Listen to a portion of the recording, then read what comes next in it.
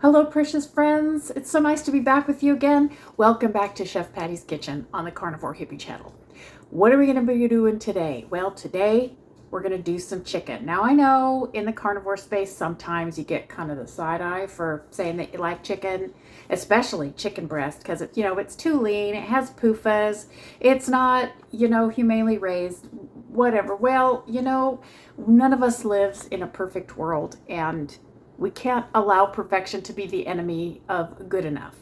So I like chicken, and I really do like chicken breast despite the leanness. So I like to fancy it up a little bit.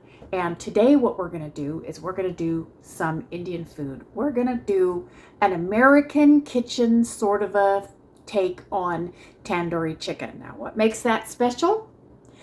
What makes it special is the tandoor ordinarily. And imagine, if you will, about a 3-foot tall ceramic urn, and a fire is built in the bottom of it. And that urn shape allows a small amount of fuel to generate a lot of heat. So it becomes a very efficient and economical way of cooking.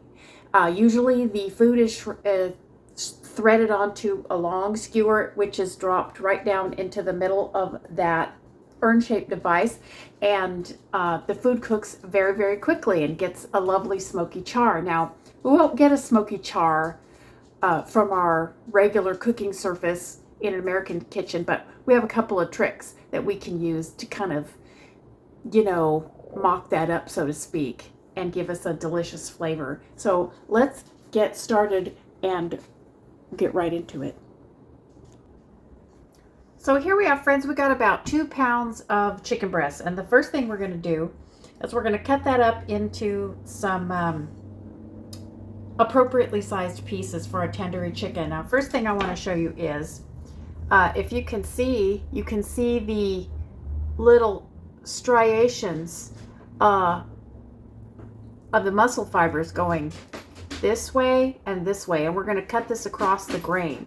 And the reason we're going to do that is because every single one of these little lines is a muscle fiber, and that has a little microscopic channel running up alongside it, which ordinarily in a live chicken would move lymph around. And so we're going to take advantage of that as we cut across the grain. Those little channels are going to open up, and when we put it in the marinade, if it has enough salt and enough acid in it, those fibers are going to help move, those little channels are going to help move the seasoning into the inside of the meat, and that's going to be very handy for us. So we're going to get started. We're going to cut into appropriately sized pieces across the grain. So this side of the chicken breast is much thicker than the rest of it. So we're going to just cut this part off for now. And on this one, we're going to cut across the grain like this, because the grain goes this way and this way. So we're going to cut like this. And then right here, we're going to cut it about 1 inch thick across the grain. And then we're going to turn this one around here, and we're going to cut this way. Okay? And this one doesn't matter if it's triangle shaped. Don't worry about it. And then this one, the grain goes this way. So we're going to cut it this way, about 1 inch-ish or so thick. Okay? And this is a funny shaped one.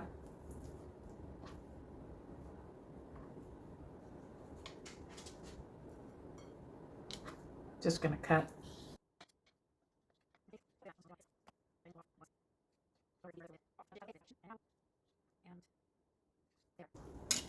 Okay. That's all we need to do with that. If you can't figure out where the grain runs on your chicken, that's okay. Just cut it into convenient sized pieces. So now, next we have a cup, maybe a little bit more than a cup, of yogurt. Regular plain yogurt. This is regular yogurt. If all you have is Greek yogurt, just use 1/2 to 2/3 of a cup of yogurt and whisk in enough water to make it about the consistency of pancake batter, about the consistency of regular plain unstrained yogurt. Okay? And now we are going to make, this is going to be our marinade. And here we have our seasonings. There we go. Yeah, I know it looks like a lot, but don't be scared. It's really worth it for you to learn how to do this. So first of all, what we're going to do is we are going to get ourselves about 1.5 teaspoons of freshly grated ginger. Now, you can use powdered ginger for this because I understand not everybody's going to go to the store and buy a hunk of this stuff because it's unfamiliar and you don't know what else to do with it and you don't want it to go to waste. So you can use 1 teaspoon or 2 teaspoons rather of dried ginger. But dried ginger is a lot more peppery and a lot less fragrant than fresh ginger, and it's a lot less acidic. So it will taste different. It'll still be yummy, but it won't be the same. So just keep that in mind. So I'm going to cut this little dried part off. And then we are going to just grate on our microplane grater about 1.5 teaspoons.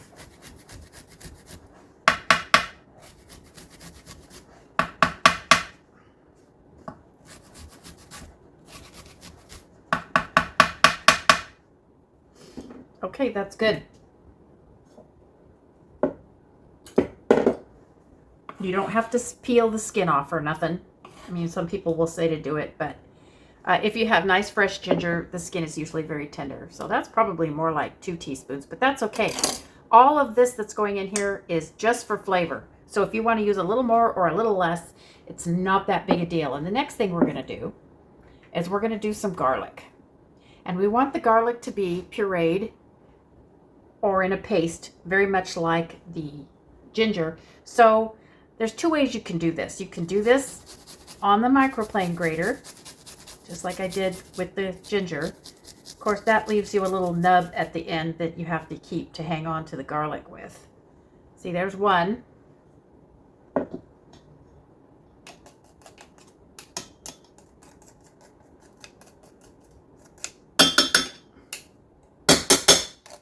But I'm going to show you, this is what they taught us in cooking school. If you need a very, very finely pureed piece of garlic and you don't have a garlic press or you don't have a microplane grater, you can actually do this on the cutting board.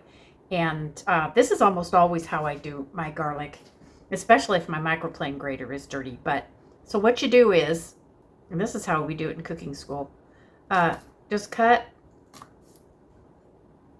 the garlic across ways like that. Try and keep the stem end intact so that it doesn't fall apart like that. But even if it does, it's not a big deal. And then cut it, chop it up pretty fine like that. All right, we're going to get this other piece. And we got one other little piece that I may as well use up. Okay, now once you have it like this, the next thing you do is you take a little bit of the salt from your recipe and sprinkle it over like that. And then you scooch it all up into a pile, and then you take your knife, keep the tip of the knife down on the board, and you're just going to like lever it back and forth through the little pile. Then you're going to move the stuff that clings to the blade, you're going to move it off by just scraping it across the top of the pile like that. And go back and forth just a couple of more times, just like that. And then what we're going to do is to get it very fine, a very fine paste,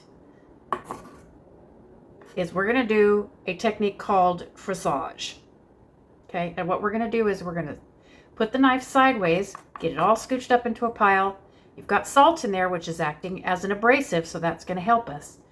And we're going to take the edge of the knife, and we're just going to take a little bite, and we're going to push down on the board and scrape back.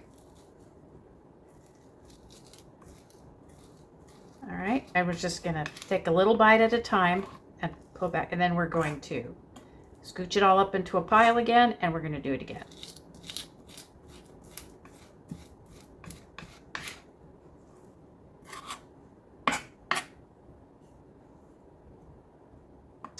we'll do this a couple of more times. You can chop it a little bit more. And we're going to do one more time. Now, why would we do this instead of just chopping it up? The reason why is because the more you break down garlic flesh, the more flavor comes out of it. There's two chemicals inside the garlic. One of them is on one side of the cell membrane and the other side is on the other side of the cell membrane.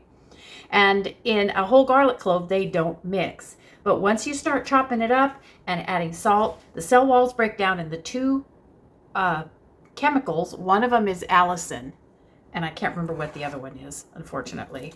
And they mix, and that is what gives the characteristic smell and taste of garlic in a piece of cooked food.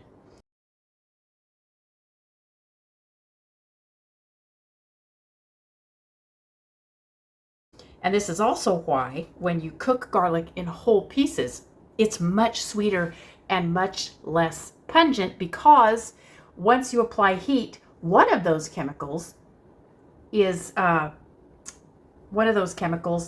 doesn't survive the heat very well. So if one of the chemicals is deactivated by the heat before you bite into the garlic clove, of course, you're not going to have the strong flavor.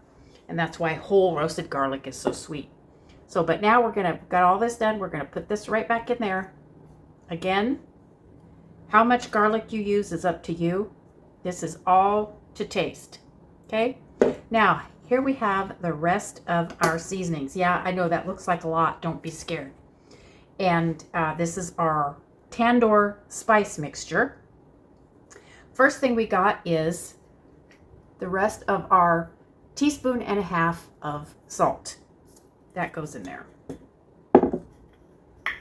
2 teaspoons of paprika. 2 teaspoons of onion powder. This is the finely powdered stuff. It looks like flour, but if all you have is the granulated kind, you can do that. 2 teaspoons of cumin powder. 1 teaspoon of coriander. 1/2 teaspoon of turmeric. 1/2 teaspoon of freshly ground white pepper. You can use black pepper. Please freshly grind your pepper. I just ground this probably about 10 minutes ago, right before I started this. So please freshly grind your black pepper. But again, as I say, you do you. Oh, look at that. That's stuck a lot. Okay. And here we have 1/2 teaspoon of ground cardamom. Ordinarily, you would use green cardamom. I believe for Indian food, this is black cardamom. You just use a little bit less. It's very comparable in flavor. If you can get green cardamom, go for it. If you can't, don't worry about it.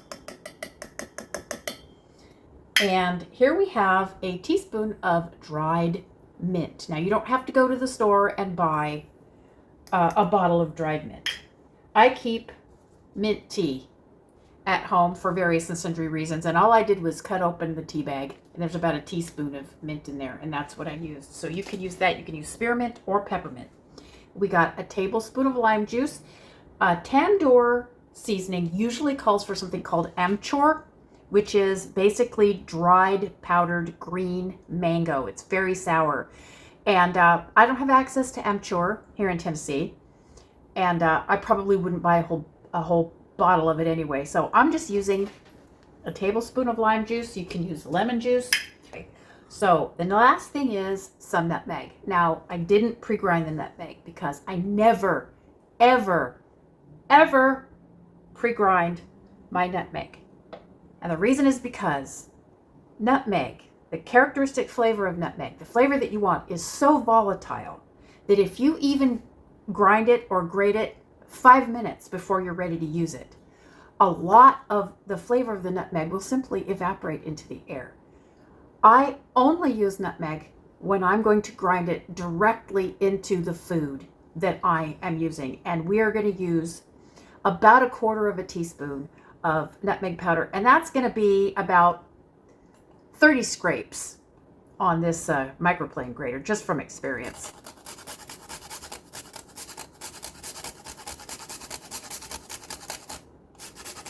Maybe a little bit more. Oh my goodness, it smells so good. So now I'm going to take this, this little piece of nutmeg, even though parts of it's been grated, this will keep in a jar in your cupboard for literally years. But as soon as it's ground, it will start to lose its taste. And I'm serious, I don't even know why anybody uses ground nutmeg, because the difference between a freshly ground nutmeg and pre-ground nutmeg in a can is so profound. It's almost like if you think you like nutmeg and you're using the pre-ground type and you use freshly ground nutmeg, you might wind up using too much, because the flavor is so much more intense from this. All right, so here we go. We're going to stir all this up. Here, this is going to be our marinade, and we are going to marinate our chicken for 24 hours. You can do it as little as just a couple of hours. But oops, almost forgot. Pardon me, friends. There's 2 more things we got to do. Remember we talked about having a couple of tricks to help us approximate the special flavor that a tandoor will give the chicken. Well, one of them is smoke seasoning, okay? And we're just going to put a couple of drops. Please go gently with this, friends. If you overdo this, it tastes like you're licking the bottom of the fireplace. I am not kidding you. So that's not even 1/8 of a teaspoon, just a couple drops. And depending on how hot you like it, you can use a pinch or 2 of cayenne pepper, your favorite hot sauce. This is cayenne and garlic sauce. And again, it's probably, that's about 1/8 of a teaspoon. But you do you. However hot you like it, you just put it on in there. There we go. You almost made a boo-boo, huh? Now, we are going to get our chicken right on in here. And of course, the yogurt is very acidic, and we put the salt in there. And the salt and the acid from the yogurt is going to work on the spices that we put in there. And the flavors of the spices are going to, because of the water in the yogurt and the acidity and the salt, all of that is going to work together to pull the flavor out of the seasonings and into the fluid of the marinade. And then the salt and acid, as I said, is going to travel actually through the little channels that we created in the cut chicken up inside the meat. And all of this flavor is going to go all the way in. And the meat is going to be seasoned on the outside and on the inside, and it's all just going to be beautiful. Now we want to just mix this up and make sure that we don't have any pieces of chicken that are like clinging and sticking together, so that the marinade isn't going in between them. Okay. Oh my goodness, I wish you could smell this. It smells spicy and creamy and tangy, and I can smell the ginger and the garlic. It just, oh my goodness, my mouth is watering so hard right now I can barely talk. Okay, I'm gonna wash these hands. Next step, precious friends, is we're gonna put a cover on this.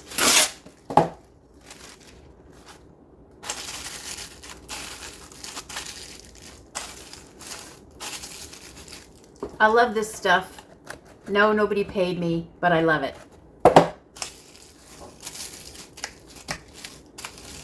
Okay, in this goes to the refrigerator. Welcome back, precious friends. Here we are on day 2 of tandoori chicken. Our chicken is ready to be cooked, and we're going to get right into it with no further ado. I don't know if you can see it, but back here we have our oven set to 350, because we are going to be doing this chicken partway into in the oven. So here we are, friends. We have our pan heating, it's going to get very hot. So there may be some smoke. Just be prepared if you make this at home. If you've got a fan, you might want to turn it on. We have about an ounce, maybe a little bit more of clarified butter for cooking. You can use any kind of fat that you want to, but I don't recommend whole butter or extra virgin olive oil because those will likely burn. Avocado oil, clarified butter, ghee, lard, beef tallow, chicken fat, duck fat, any of those things with high smoke points will be fine. You can even use like refined coconut oil or refined olive oil. Ooh, that feels good. So while this is heating up, what we're going to do is, you can see here's our chicken, and we're going to remove it from the marinade. This is very messy. We're just going to wipe the majority of it off. You can see it's thickened up a great deal from yesterday. And just wipe the majority of it off. It does. You don't want to get it all off. You want a layer of it, but you don't want like great big globs of it. So I just scrape it off with my fingers and take it off on the side of the bowl. So there we go. Here we are, friends. We are ready to begin cooking. Our pan is nice and hot. It is very hot. I have this induction top set to 600 power and 420 degrees. The pan is beginning to smoke a little bit. This chicken is still cold from the refrigerator, and that's fine because we're not going to cook it entirely in here. We want this pan hot enough to create some sear. So we're not going to cook it all the way through. We're going to finish cooking it in the oven. So we're going to add, look at that, so you can see there obviously was a tiny bit of water left in that butter, but you can see this, you can see the surface of the pan smoking. Give that a second. Now we're just going to start. There should be a very loud sizzle here. You want the pan to be hot enough that it can absorb the cold of the chicken relatively quickly and heat back up enough. So don't be afraid of a hot pan here. We're going to put about a third to a half of the chicken here in this pan. Crowding the pan would be a bad idea.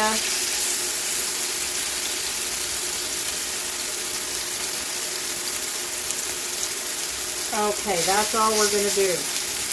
And that, see, look at that, already. That's exactly what you're looking for. That sear right there. Load your pan in a circle. Start at the noon or the 1 o'clock and load your pan in a circle. And the center last, and that way you'll know what order to turn them over in. So actually, I think I started at 12 on this one. There we go. There we go.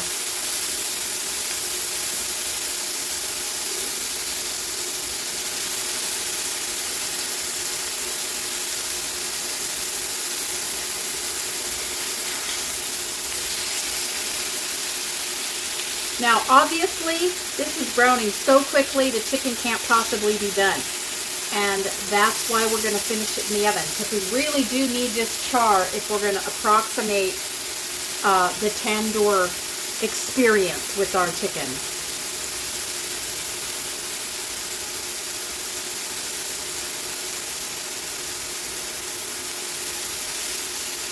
And there we go. So we're going to remove this onto a tray that's going to go safely into our oven.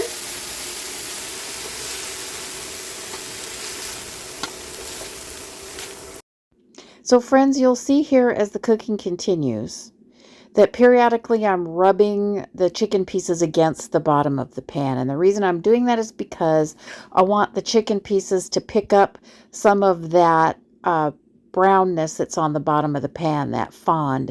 And the reason why I'm doing that is because, number one, that char tastes good and I want it on the chicken so it'll more effectively approximate the tandoor flavor. And the other reason is so that the fond doesn't build up too deep on the bottom of the pan and turn from yummy char taste to yucky burnt taste.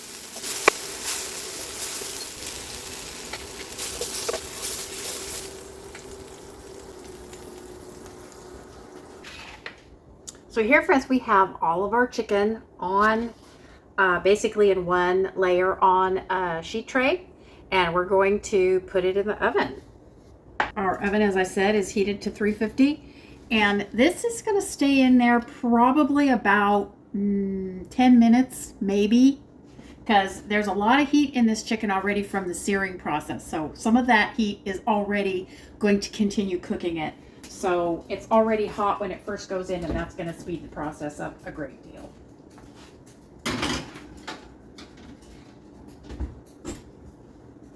Now, while we are waiting for our chicken to finish cooking, we are going to make a condiment for our beautiful tandoori chicken. And it's going to be something like a tzatziki, but it's more Indian or Asian in feeling than a tzatziki, which would be more Greek. But it will start with a yogurt base, and I'll show you how that goes. We have here about 1/3 cup of very thick Greek yogurt and about 1 ounce of heavy whipping cream. You don't have to do that if you don't want to. I just like to, this Greek yogurt is about 5 to 6% milk fat, and I like to enrich it just a little bit. Got some, this we got here is some very, very strong mint tea. We're just going to use the liquid out of there. That's 1 tea bag that I opened up, similarly to how I opened it up for the marinade. And I just put about 2 tablespoons of water in there and stuck it in the microwave till the water boiled. And then just let it sit and steep in there until it cooled to room temperature. And I also have a 1/2 teaspoon of dill weed, some white pepper that I'm going to freshly grind, a small garlic clove pureed or scraped on my microplane grater, and about 1/4 teaspoon of salt.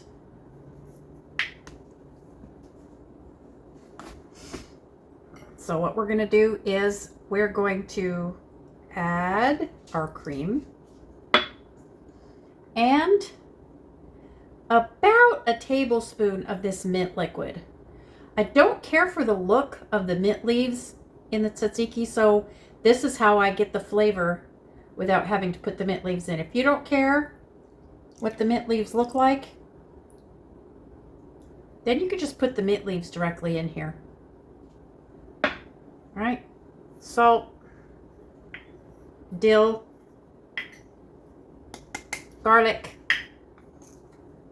and probably about maybe 1/8 teaspoon of pepper.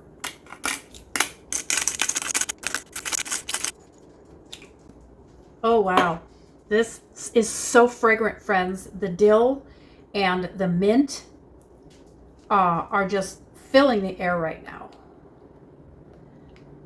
And this is going to be so herbal and fragrant and luscious and tangy and rich to go with our chicken. And you know, chicken breast, it's you know, it's just a good excuse to eat, you know, butter fat, in my experience.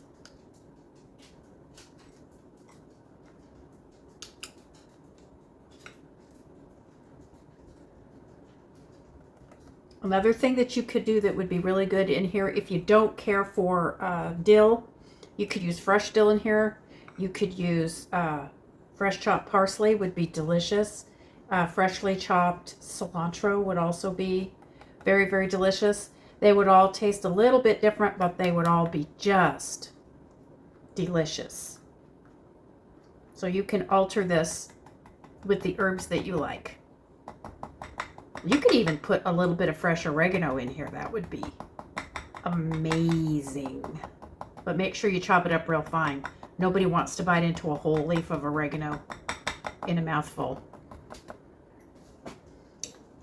So let's give it just a little bit of a taste and make sure I've got the seasonings right. Easiest way to taste something without having to dirty a spoon. So I'll show you the trick that I do. Get a little bit on the whisk. Just enough. And just tap it on the back of your hand. Like this. And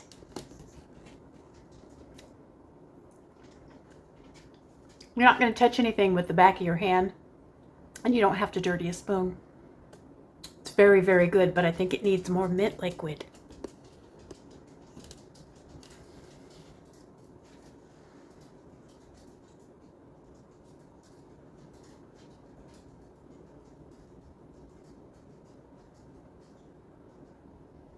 If a little bit of the mint leaves go in, I'm not worried about that. I just don't want the whole tea bag's worth in there.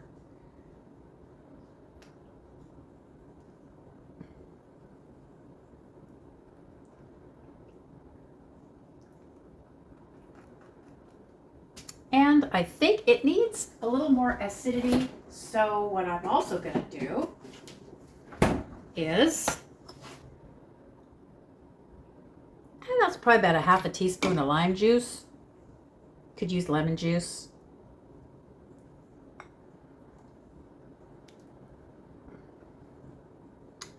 And I also think it could use where is it? Oh, there it is. Haha, I'm losing track of myself. I lost my salt. I'll use just another tiny pinch more of salt.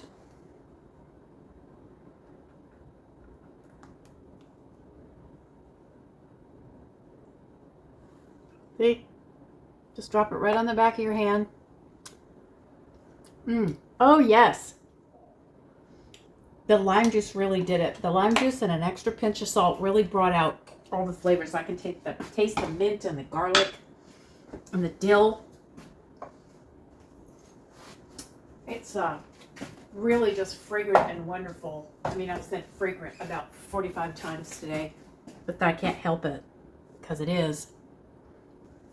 So, this is finished, friends. It's delicious and rich. And we're ready to go on.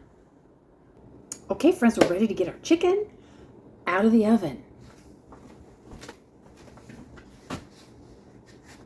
You know, this is just a leather gardening glove, but I find that for a quick yanking things in and out of the oven, as long as they're not too hot and I don't have to hang on to them too long, this is like super convenient. Just be careful that you have thick enough leather on here that it doesn't, the heat doesn't come through. Just got to be careful.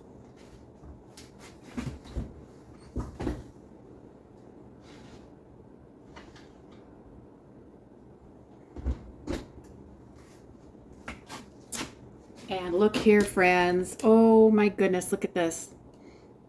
Oh my goodness, I wish you could smell this. It is amazing. Doesn't it look great?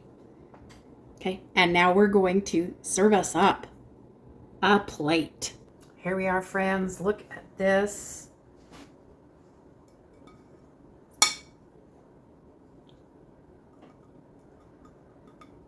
Get off. There we go.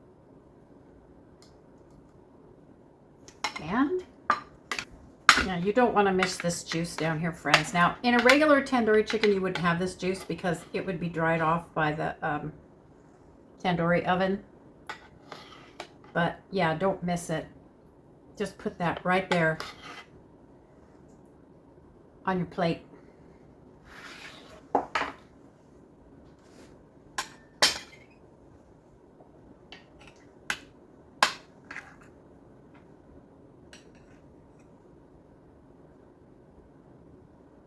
There we go. That.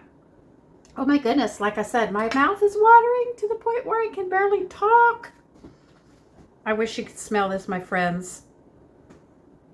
And now we're going to taste. Here we go.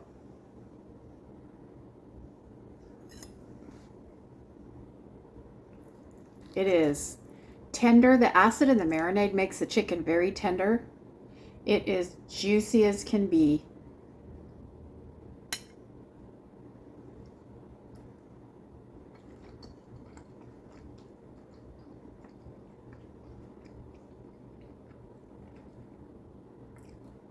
I can barely speak. It's so good.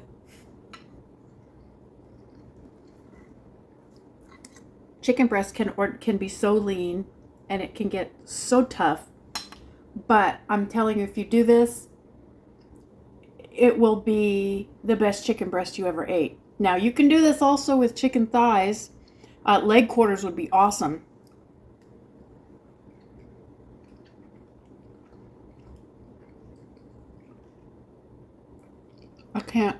I have no words.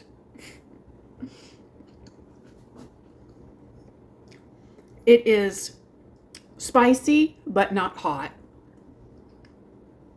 I can taste everything. The mint is in the back of my throat, going kind of up the back of my throat and kind of mentholating my nose. And the ginger and the hot sauce are tingling the front of my tongue, and all the warm spices are hitting on the back of my palate. The acid in the yogurt dressing is just carrying the flavors all around my mouth. I'm tasting it. I don't know how to put it except to say I'm tasting it in every part of my mouth. It fills up my whole head with flavor, basically. Mm.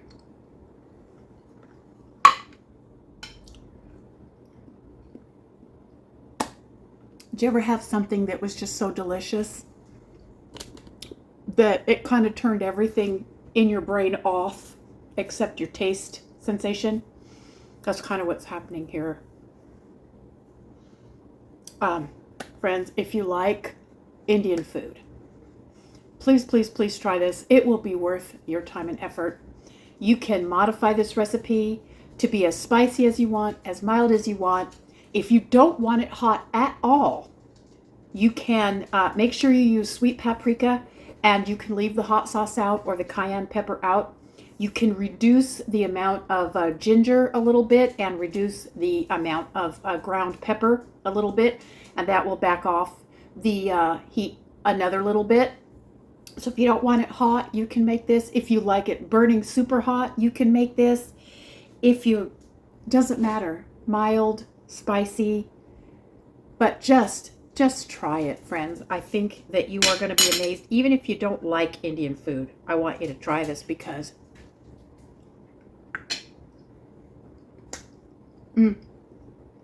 it's just amazing. So that's it for today, precious friends. Let me know what you think of this.